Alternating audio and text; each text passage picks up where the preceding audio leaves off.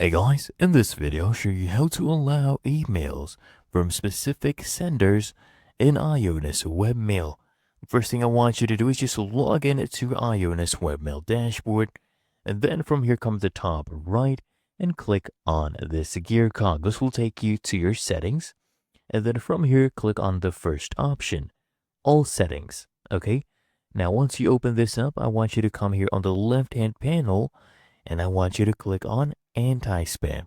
Okay, click on anti-spam, and now I want you to scroll down until you see under personal lists, safe senders.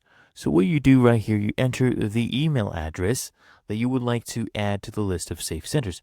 Basically, the email address you don't want to be classified or treated as spam under any circumstances. So I'll just use this email address as an example.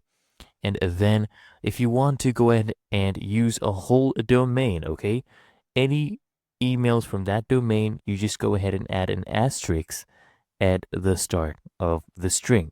And then you have add whatever domain it is, okay? And then you can just go ahead and close this and it will automatically save.